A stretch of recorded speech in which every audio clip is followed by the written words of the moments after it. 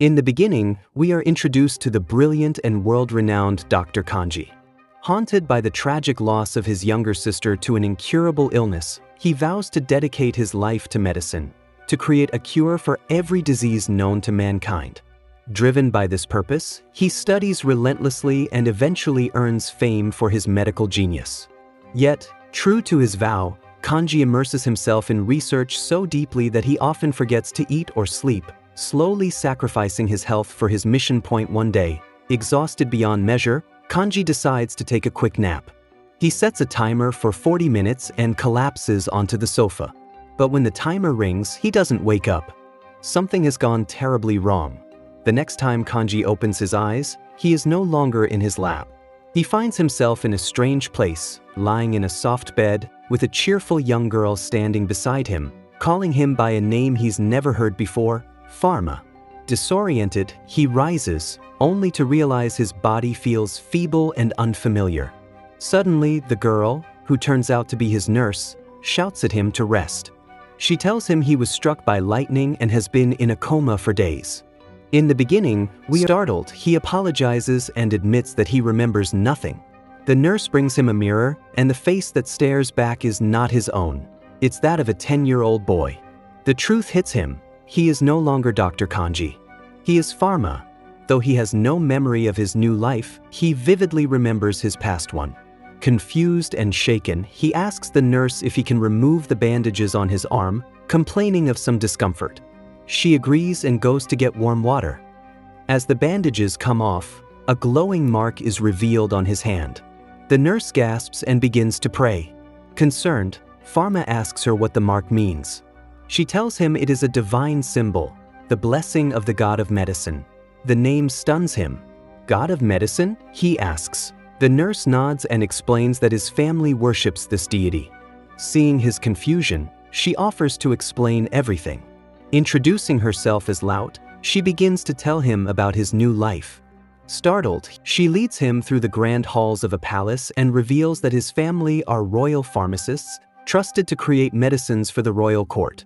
She shows him a family portrait and explains that they are also known for their magical abilities. Intrigued, Farma asks if he, too, can use magic. Laut hesitates, then nervously warns him not to speak of memory loss. It could get him exiled. When Farma admits he remembers nothing, her eyes widen in fear. But she quickly recovers and urges him to keep it a secret. She tells him that he was once exceptionally gifted in water magic and should try practicing it immediately. Back in his room, Farma sits down and begins to concentrate. He envisions water molecules in his mind. To his amazement, water begins to form in his hands. But he can't control it. It flows uncontrollably. In a panic, he flings the water aside. Laut, witnessing this from outside, is stunned and thrilled to see that, eager to learn more, Farma continues to experiment. He successfully manipulates the molecules, raising water into the air with his other hand. At that moment, Laut enters and excitedly takes him to his personal library. She tells him that every book on the shelves was one he had read before. Curious, Farma picks up a book, and to his surprise, he can read it fluently. Eager to learn more, later that evening, Farma joins his family for dinner. His father, relieved to see him healthy, smiles warmly and says, "I'm glad you've recovered, Farma. But don't forget, we made a promise. I'd ask you a few questions when you got better. That time is now." Before he can continue, Farma's mother gently interrupts, "Let him rest a little longer. He just recovered." But Farma nods and says confidently, "It's all right, mother. I'm ready. I'll answer everything." His father begins asking questions about their household, their traditions, his past behavior, and Farma answers each one smoothly, careful not to slip up. Though he's relying on his instincts and what little he's learned, his composure surprises even himself. Satisfied, his father finally says, "Good. Then tomorrow, you'll resume your training." Farma freezes for a moment. Training? What kind of training? He wonders, but he simply nods in agreement. The next day, Farma meets his personal tutor, Erin, a sharp-eyed woman known for her discipline. The moment she sees him, her expression darkens. This isn't the same boy, she thinks. Farma senses her suspicion and calmly explains, "My memory isn't what it used to be." I was struck by lightning, and some things feel frozen. Erin narrows her eyes, but eventually softens. I see. Then we'll start from the basics. Tell me, what do you know about divine arts? Farma admits he doesn't know anything, and Erin begins explaining. After the lesson, she takes him to a quiet riverbank for practice. Take out your wand, she instructs. Farma blinks. I didn't bring one. With a sigh, Erin hands him her own. Watch carefully, she says, and performs a basic water spell, manipulating a stream with elegant precision. Farma mimics her. He focuses and unleashes a shockingly powerful spell that causes the water to surge and swirl wildly. Erin stares in disbelief. She pulls out a magic measuring device and says, "Channel your energy into this." Farma obeys, and the device shatters in his hands. Erin gasps and stumbles back, pale. This is no ordinary magic. It's the level of a god or a demon. Later, they sit on a bench in stunned silence. Erin's hands tremble slightly, her eyes wide in disbelief. Sensing her fear, Farma tries to lighten the mood with a joke. To his relief, she chuckles, just a little. As he watches her laugh, something activates within him. The world shifts slightly, and his vision sharpens. Divine eye awakens. Farma stares at Erin, and suddenly, glowing points appear on her hands and face, injuries hidden beneath the surface. Without thinking, he gently takes her hand. Do your fingers hurt? He asks softly. Startled, Erin pulls back. How do you know that? I saw it, Farma replies. When you moved your hand, your fingers lit up. It's like they were telling me. Her expression hardens in fear. That kind of power, it's not human. Her voice shakes. Who are you really? And with that, she runs off. The next day, Farma learns Erin has fallen ill. Concerned, his father hands him a vial of medicine. Take this to Erin. She's too unwell to train you. When Farma arrives at Erin's home, he examines the medicine and realizes it won't do much. With a small spell and precise adjustments, he enhances its potency.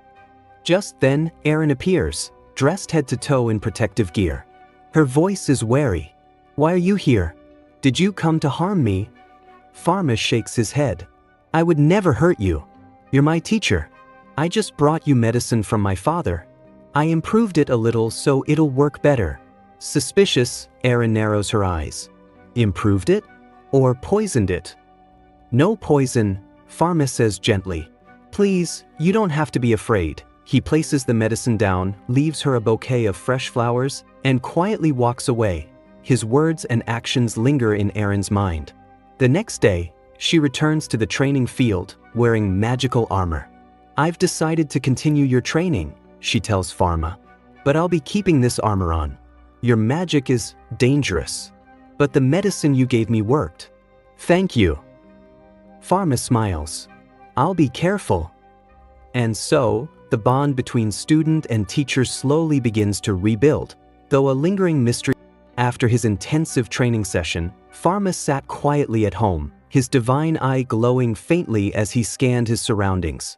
Out of genuine care, he turned his attention to the loyal servants working around the estate. With a glance, he examined each of them, checking for injuries or illnesses that they might be hiding. Just then Laut passed by. Instinctively, Farma's divine eye scanned her as well. He paused. To his surprise, he detected severe strain and internal damage in her hands, likely from years of hard labor. Concerned, he stood up without a word and made his way to his laboratory. In the lab, Farma called upon his medical knowledge and magic, blending them with precision. Herbs floated in the air, glowing softly as he infused them with divine energy. After hours of work and several refinements, the medicine was complete, tailored to heal the internal damage he had seen. He returned to Laut and gently handed her the medicine. She stared at the vial in her hands, eyes wide, her voice trembling. You made this for me? Farma nodded with a warm smile. Of course, you shouldn't have to suffer in silence. Overwhelmed, Laut's eyes welled up with tears. She bowed slightly, her voice choked with emotion. Thank you, Master Farma. Truly. Afterward, Farma personally distributed the medicine to the rest of the servants, treating each of them with the same kindness. Their reactions ranged from awe to deep gratitude, and a warm sense of fulfillment settled over him. It was then that Laut spoke softly, her gaze distant. These people are fortunate to be treated by a royal pharmacist, but there are many in the world who have nothing, who suffer and die simply because they can't get medicine or even a meal. Her words struck Farma like a thunderbolt.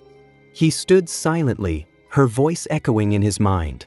In that moment, he made a vow. The next morning, Farma sat down for breakfast with his family. The aroma of warm bread and herbal tea filled the air, but something felt incomplete. He glanced around the table and furrowed his brow. "Where's my little sister?" he asked.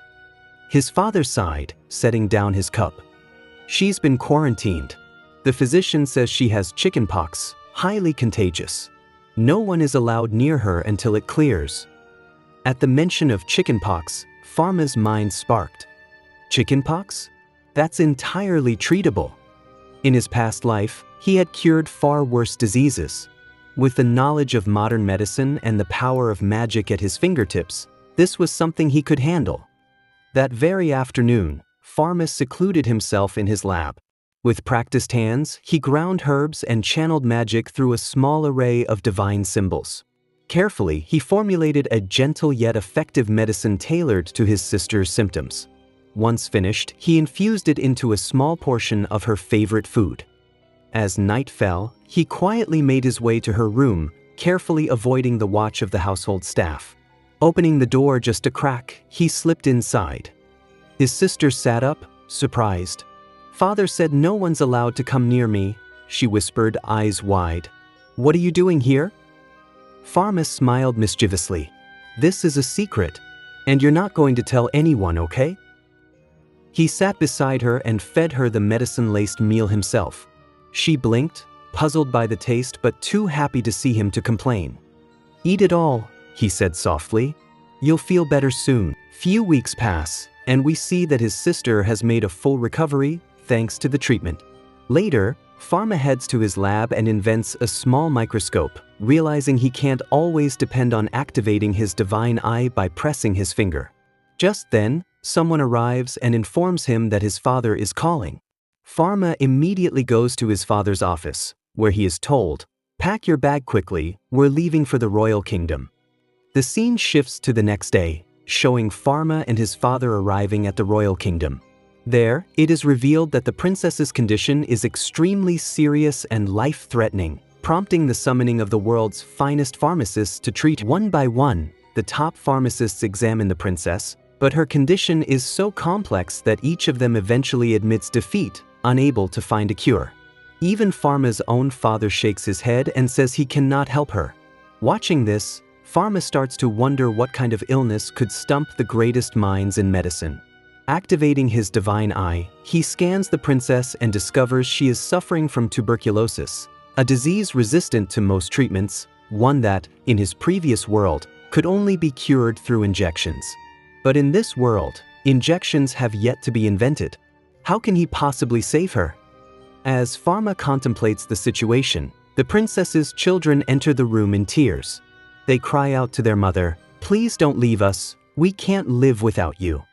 Their grief overwhelms Farma, and unable to hold back, he steps forward and pleads, "Please let me try to treat you. I have a medicine that can help." Gasps fill the room. "Don't disturb the princess," someone scolds. Even his father warns, "Farma, don't do anything reckless that might make her worse." But the princess silences them all.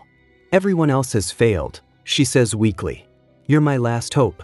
Hearing the queen's approval, Farma rushes back to his lab and seals the door shut with ice magic to prevent any interruptions.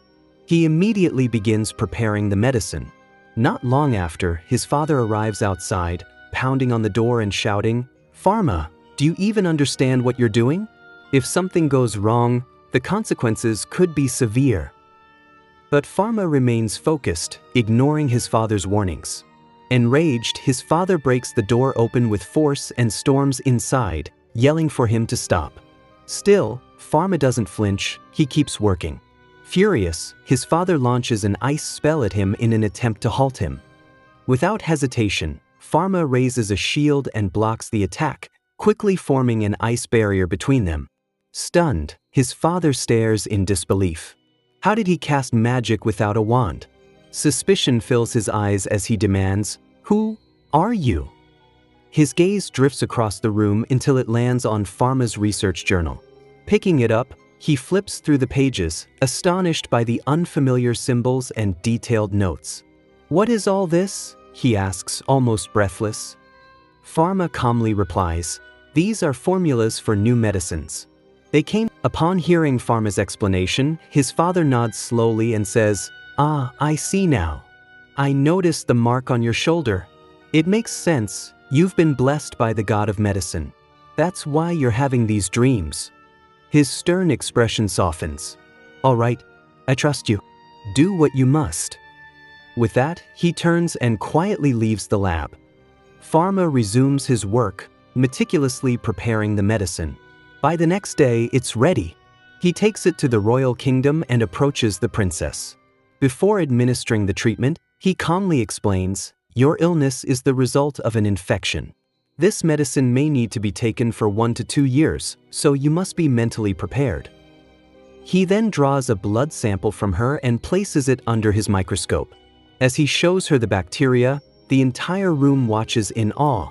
None of them have ever seen anything like it. Farma then prepares 2 glasses of the medicine. He drinks one himself and offers the other to the princess, saying, "Now, both our lives depend on this medicine." Moments pass and nothing alarming happens. Then, slowly but surely, the princess begins to feel better. A wave of relief sweeps over the room, recognizing his brilliance and courage. Farma returns home with his father. 9 months pass. In a touching scene, he visits the queen for a routine checkup. "You're recovering steadily," he tells her. With a soft smile, the queen replies, "I had given up hope. I truly believed I would die. But one person reignited my will to live. It wasn't anyone else but my youngest son. He gave me a new ray of hope." Farma smiles deeply, his heart full. As he prepares to leave, he tells her warmly, "Please take good care of yourself." The next scene shifts to the royal kingdom. Farma and his father, dressed in ceremonial robes, walk into the grand hall. Today, they are to be honored by the queen. First, the queen steps down from her throne and formally recognizes Farma's father for his lifelong service. Then, she turns to Farma and bestows upon him the title of royal pharmacist. She declares, "You now have the right to open your pharmacy anywhere in the royal capital." Farma's eyes light up with joy. His dream is finally coming true. Back at home, he wastes no time. He summons a team of carpenters and begins preparations to open his pharmacy as soon as possible. But as construction begins, he finds himself lost in thought. What should I name it? Then a name comes to him. He smiles and says, "We'll name it the Parallel World Pharmacy." Everyone around him lights up with excitement. The carpenters quickly get to work, and soon, a beautiful signboard is installed, reading the Parallel World Pharmacy. Just then, Ellen arrives. She sees the sign and beams with joy. "That's a wonderful name," she says. Farma, slightly flustered, replies with a blush. Suddenly, a man in a lavish coat strolls up to the newly opened pharmacy and asks bluntly, "Hey kid, are you an employee here or the boss?" Farma replies calmly, "I'm the boss." The man chuckles in disbelief. "Wow, the boss? At such a young age? Impressive. Well then, I've got a fantastic business proposal for you. Want to collaborate?" Without hesitation, Farma says, "No thank you. I'm not interested in working with you." The man raises an eyebrow. "You'll regret turning me down. What can you possibly earn from this little shop of yours? Just join me, you'll be rich in no time." Farma stands his ground. "What's there for me to earn?" he replies, his voice steady. "My goal is to make medicine affordable for the poor. I want to help people, not profit off their suffering." The man stares at him in disbelief. "If you start giving away cheap medicine, your pharmacy will go bankrupt. But hey, I'm offering you a lifeline. Join my team before it's too late." Before Farma can respond, Ellen steps forward, eyes blazing. "You got two choices, leave right now or get thrown out. Your call." The man scoffs, but the glare in Ellen's eyes convinces him. He mutters something under his breath and storms off. Farma sighs and walks back into the pharmacy. He looks around the nearly empty interior, just two workers, including himself. This won't do, he thinks. We need more help. Just then, Latte enters with a shy smile. Can I work here?" she asks. "I can do chores, cleaning, cooking, just like I do at home. I'll do my best." Farma smiles. "Welcome to the team." Later that evening, Farma returns home and finds an unusual silence hanging in the air. To his surprise, many of the household servants are in tears. "What's wrong? Why is everyone crying?" Farma asks, concerned. One of the maids sniffles and replies, "Today is the last day for the master's accountant. He's retiring. His legs have become so weak that he can barely walk anymore." Farma's eyes widen. An experienced accountant. He quickly goes to the old man and gently says, "If I treat your legs and help you recover, would you consider working with me at my pharmacy?" The accountant looks at him, surprised but touched. "If you can truly heal me, then yes. I would be honored." Without delay, Farma goes to his father and asks, "Father, may I hire your accountant to work for me at my pharmacy?" His father smiles proudly. "Of course, Farma. He's a good man. If he's willing, you have my blessing." Then he opens a large chest filled with gold coins and adds, "Also, take this. Use it to improve your pharmacy. You'll need it." Farma bows gratefully. "Thank you, Father." The next day, the grand opening of the parallel world pharmacy takes place. The signboard gleams, the shelves are filled, the staff is ready, and Farma stands with hope in his heart. But reality soon sets in. Just opening a pharmacy doesn't mean customers will come flooding in. A whole month passes. No patients. No visitors. Nothing. Almost nothing. A single old man comes every few days just to buy a piece of herbal candy. The team grows anxious. Farma, while keeping a brave face, feels the pressure building inside. Then one day, two oddly dressed travelers visit the pharmacy. But Farma instantly recognizes their disguises. Mother? Father? They chuckle, impressed by his sharp eyes. "We wanted to see how your pharmacy is doing," his father says. Farma sighs and invites them in. "It's not going well. Not a single real customer in a whole month. I'm really worried." His father places a hand on his shoulder. "Show us around." Farma begins the tour with the medicine room, neatly labeled shelves filled with pills, powders, and tonics. Then he shows them the recovery room. His father looks around the pharmacy once more and says, "There are no issues. Everything here is great, clean, organized, and well-stocked. You've done a fine job." Farma smiles, but his mother, thoughtful as always, adds, "You know, if you want more people to come, you should consider making beauty products alongside medicine. Keep them affordable but ensure they're high quality. Women from all walks of life will come to buy them." Farma's eyes light up at the idea. "That's a great suggestion." His father nods in agreement, but warns, "Just make sure you don't use any harmful chemicals. Chemical-based beauty products may sell fast, but they can cause long-term skin problems. Use only natural, safe ingredients." Farma takes their advice seriously. Just then, the front door bursts open and a man rushes in, breathless and panicking. "Is there a pharmacist here?" A young girl is in trouble. Her condition is worsening rapidly. Without hesitation, Farma grabs his bag and follows the man. They arrive to find a girl lying weakly, her face pale and body trembling. Farma uses his divine eyes to assess her condition, and quickly sees the deep self-inflicted cuts on her arms. She's lost a dangerous amount of blood. He immediately brings her back to the pharmacy and starts emergency treatment. After stabilizing her, he gently asks, "Why did you do this to yourself?" Tears fill the girl's eyes. "I was rejected by someone I loved. I felt like I wasn't worth anything. I didn't know what else to do. I'm so sorry for causing you trouble." Before Farma can respond, Ellen steps forward and hugs the girl softly. "It's okay. Just promise us you won't ever do this again." The girl nods, still crying, but now with a flicker of hope in her eyes. A few days later, she returns to the pharmacy, this time with a gentle smile. By then, Farma has finished crafting his first batch of beauty products.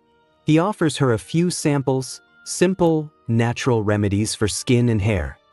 After trying them, she comes back glowing. "These are amazing. I feel confident again." Word starts to spread. Latte helps by handing out free samples to women in the nearby market. Soon, women from all across the capital begin visiting the pharmacy, curious about the new affordable beauty line that actually works. As demand skyrockets, Farma decides to open a separate branch focused solely on beauty products. He hires skilled beauticians, trains them on natural product formulation, and begins mass production. His pharmacy flourishes, and his beauty products become the talk of the town. Eventually, the news reaches the queen herself. Intrigued, she summons Farma to the palace. He presents her with a handmade lip balm crafted from honey, rose oil, and natural pigments. The queen applies it in front of the court. Instantly, her lips look soft, radiant, and naturally tinted. She looks into the mirror as Farma finishes explaining the natural ingredients and benefits of his products. The queen raises a hand, stopping him gently. "Farma, your products are remarkable, truly a gift to the people. But there's something you must consider. Their prices, they are far too low." Farma looks up, confused. "Too low?" The queen nods. "Yes. Other merchants are suffering. Their shops are on the verge of collapse because they can't compete with your prices. If this continues, you won't just have helped the people, you'll have unintentionally destroyed the market." Farma's eyes widen. He hadn't thought of that. "I understand. I was so focused on helping the poor that I didn't realize I might be hurting others. Thank you, Your Majesty. I'll revise the prices to be fair for everyone." The queen smiles, pleased. "Good. Balance is the true path of wisdom." The scene shifts to a bright, sunny beach. Farma, his younger sister, Ellen, and Latte have come for a break from their busy lives. The salty wind blows gently, and waves crash softly on the shore. While Ellen naps peacefully under a shady palm tree, Farma's little sister and Latte run giggling across the sand. As soon as his sister spots him, she runs over, pulling on his sleeve.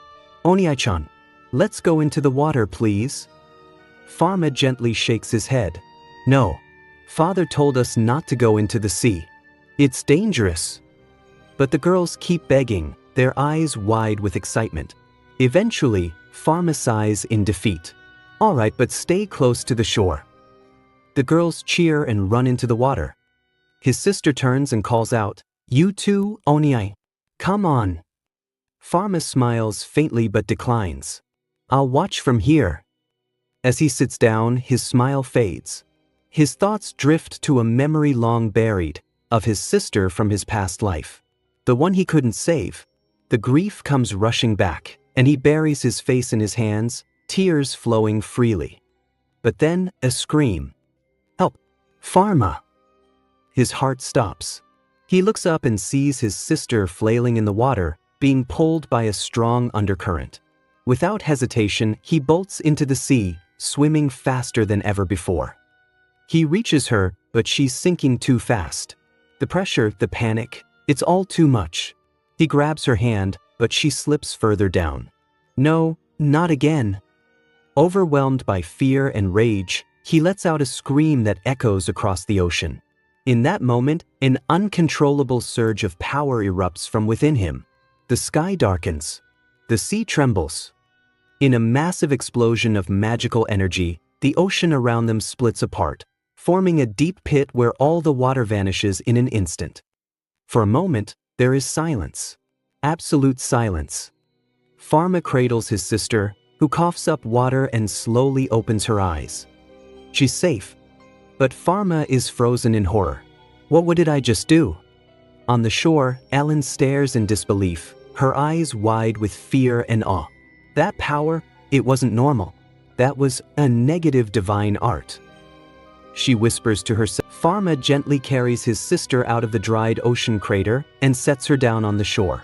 She's safe, conscious, and breathing, but shaken.